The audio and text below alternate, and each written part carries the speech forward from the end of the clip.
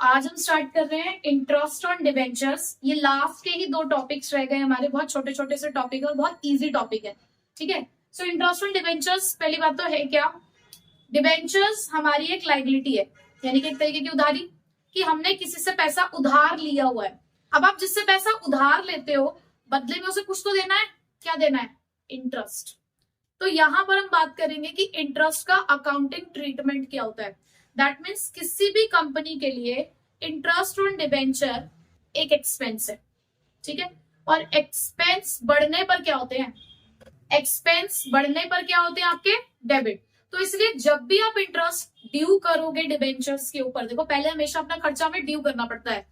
जैसे कि आपने 1 अप्रैल को डिबेंचर्स इश्यू करे, अब जरूरी नहीं है कि इंटरेस्ट एनुअली ही पे किया जाए, इंटरेस्ट हाफ ईयरली भी पे किया जा सकता है, क्वार्टरली भी पे किया जा सकता है। ठीक है, जिस भी तरीके से आपको क्वेश्चन के अंदर वो सजेस्ट करेंगे। आपने 1 अप्रैल को डिबेंचर्स इश्यू करे, आप एनुअल इंटरेस्ट भी करते हो, तो सबसे पहले आप 31 मार्च को अपना इंटरेस्ट ड्यू करोगे। ड्यू मतलब आप उसे अपना इंटरेस्ट शो करोगे बुक्स में। तो आप फर्स्ट एंट्री करेंगे debenture interest account debit. Debit क्यों किया हमने? क्योंकि एक्सपेंस है। अब ये इंटरेस्ट हमने पे किसको करना है? सो ये डिबेंचर इंटरेस्ट हमने पे किसको करना है? डिबेंचर होल्डर्स को। दैट मीन्स वो हमारे क्रेडिटर बन गए। तो क्रेडिटर्स देखो क्या होते हैं, क्रेडिटर हमारी लाइबिलिटी होती है, लाइबिलिटी बढ़ने पे क्या होती है? क्रेडिट। तो हमने डिबेंचर होल्डर्स किए अपने क्रेडिट, तो एंट्री क्या बनी? Debenture interest account debit to debenture holders account. अब जिस दिन आप इसकी पेमेंट करोगे, जरूरी थोड़ा ना कि हमने पेमेंट कर ही दियो, देखो ड्यू तो आपको करना पड़ेगा, क्योंकि आप अपना खर्चा, इस साल का खर्चा तो आप अराइज करोगे, वो खर्चा आप पे कर रहे हो या नहीं कर रहे हो बात की बात है। तो अगर आप पेमेंट कर देते हो तो debenture holders account debit to bank. अब जो प्रॉफिट एंड लॉस अकाउंट बनाया जाता है वो आपको एक नॉमिनल अकाउंट है। तो जितने भी नॉमिनल नेचर के अकाउंट्स होते हैं, जितने भी नॉमिनल नेचर के अकाउंट्स होते हैं, वो सारे के सारे प्रॉफिट एंड लॉस अकाउंट में at the end of the year transfer किए जाते हैं। अब नॉमिनल नेचर मतलब जितने भी एक्सपेंसेस, इनकम, गेन्स, लॉसेस होते हैं, वो सभी statement of profit and loss में ट्रांसफर होते हैं। तो ये भी तो आपका एक्सपेंस है। तो at the end of the year आपने एक ट्रांसफरिंग एंट्री करनी है, जहां पर आप अपने डिबेंचर इंटरेस्ट के अकाउंट को यहाँ पर ट्रांसफर कर रहे हैं, क्योंकि हमें नॉमिनल अकाउंट को क्लोज करना होता है। Statement of profit and loss account debit to debenture interest. ठीक है, तो ये तीन ही एंट्रीज आप लोगों को पढ़नी है, और इसके ऊपर बेस्ड हम लोग 2-3 क्वेश्चन कर लेते हैं ताकि कॉन्सेप्ट थोड़ा और क्लियर हो जाए। क्वेश्चन नंबर 41 करते हैं अब हम।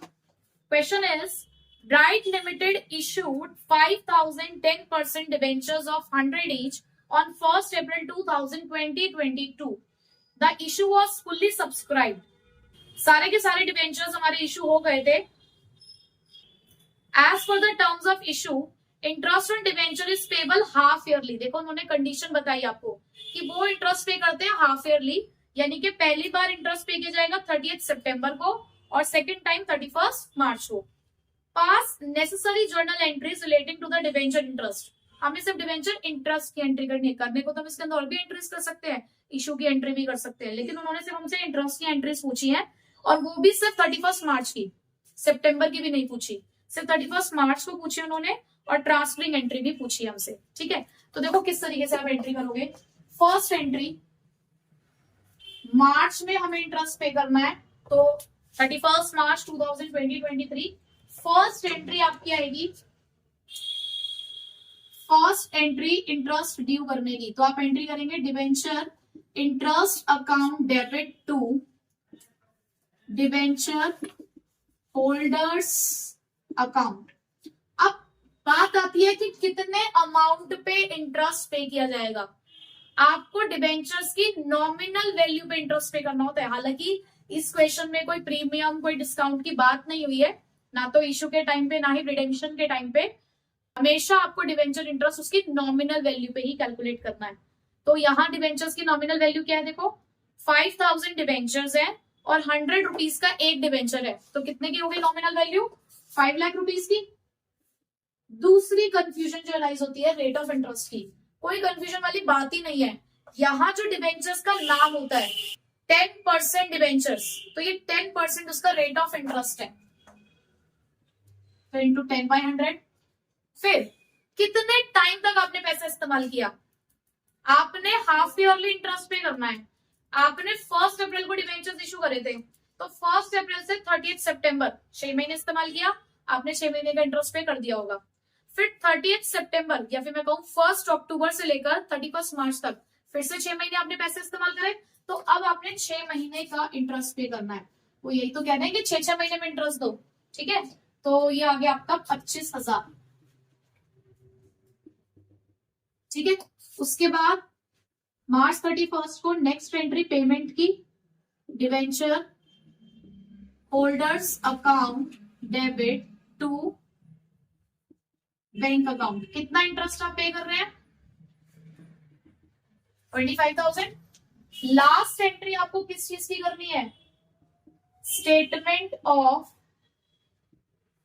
Profit and loss debit to debenture interest.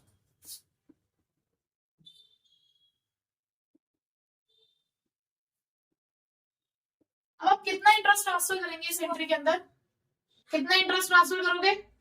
देखो 25,000 आपने साल में 2 बार इंटरेस्ट पे किया है ना, तो आपने 25,000 यहाँ पे किया, तो 25,000 30 सितंबर को भी तो पे करे। पूरे साल में आपने 50,000 का इंटरेस्ट पे किया होगा। आपने 25,000 यहाँ पे करे, तो 25,000 आपने कब पे करे होंगे? 30 सितंबर को भी, क्योंकि आप साल में 2 बार इंटरेस्ट पे करते हो। तो टोटल आपने 50,000 का इंटरेस्ट पे किया है। और सीधी सी बात, 5 लाख का 10% पूरे साल के लिए 50,000 तो होगा, तो 50,000 लास्ट में आ गया, ठीक है। Pawan Hans limited issued on 1 July 2022 10,007% debentures of 100 each for subscription eight 10% premium. देखो यहाँ पे उन्होंने बोला कि आपने 1 जुलाई को 2022 को 7% डिवेंचर्स 10,007% डिवेंचर्स आपने इशू करे हैं, लेकिन 10% के प्रीमियम पे, जिसको आप कैसे पे करते हो? 40 on application and balance on allotment. The debentures were subscribed in due amount was received, interest was payable on 31 March every year. यानी कि एनुअल इंटरेस्ट हम पे करते हैं। Pass the journal entry for issue of debentures, interest and the transfer of interest to statement of profit and loss. उन्होंने हमसे issue की entry पूछी है। देखो इशू चाहे प्रीमियम पे हो, डिस्काउंट पे हो, रिडेम्पशन चाहे पार पे हो या प्रीमियम पे हो, इंटरेस्ट पे उसका कोई फर्क नहीं पड़ने वाला है। आप इस बात को ध्यान रखो कि क्वेश्चन उन्होंने इसीलिए दिया है जानबूझ के 10% का, कि कई बच्चे क्या करेंगे, प्रीमियम के साथ इंटरेस्ट कैलकुलेट कर देंगे। आपको प्रीमियम के साथ इंटरेस्ट कैलकुलेट नहीं करना। नॉमिनल वैल्यू, नॉमिनल वैल्यू क्या है? आपके 10,000 डिवेंचर है, 100 रुपए का एक है, तो कितने के डिवेंचर्स हुए आपके? 10 लाख के, ठीक है। तो आप 10 लाख पे इंटरेस्ट कैलकुलेट करोगे सीधे सीधे। अब देखो कैसे, मैं सिर्फ इंटरेस्ट की एंट्री कर रही हूँ, इशू की एंट्रीज नहीं कर रही हूँ। First entry, debenture interest account debit to debenture holders account. भाई अभी मैंने आपको बताया 10,000 डिवेंचर है, 100 रुपए का एक डिवेंचर है, टोटल अमाउंट कितना हो गया डिवेंचर्स का? 10 लाख। रेट ऑफ इंटरेस्ट कितना है? 7%। अब मुझे बताइए, वो 31 मार्च को कह रहे थे ना इंटरेस्ट पे करने के लिए, पूरा साल बोला उन्होंने, तो मुझे किसी चीज से मल्टीप्लाई करना है या नहीं करना है? आपने इश्यू कब करे हैं डिवेंचर्स? 1 जुलाई को। क्या आपने पूरे साल इस्तेमाल किया पैसा? आप इंटरेस्ट से उतनी अमाउंट पे करोगे जितना पैसा, जितने टाइम तक आप पैसा इस्तेमाल करोगे। 1 जुलाई से लेकर 31 मार्च तक सिर्फ 9 मंथ्स हुए हैं। इस क्वेश्चन में यही समझने वाली बात थी। ध्यान से, कई बार बच्चे डेट देखते नहीं है, वो क्या करते हैं, पूरे साल का इंटरेस्ट निकाल देते हैं। आप देखो इशू कब हुए हैं, तो इस साल सिर्फ 9 मंथ्स आपने पैसा इस्तेमाल किया है, तो हम 9 मंथ्स का ही इंटरेस्ट कैलकुलेट करेंगे। ये आपका आएगा 52,500, ठीक है। उसके बाद सेकेंड एंट्री आप क्या करोगे? बस अब कोई दिक्कत नहीं है, मेन ये फर्स्ट एंट्री का अमाउंट ही समझने वाला था कि हमें 9 मंथ से मल्टीप्लाई करना है। नेक्स्ट एंट्री भाई, debenture holders account debit to bank account,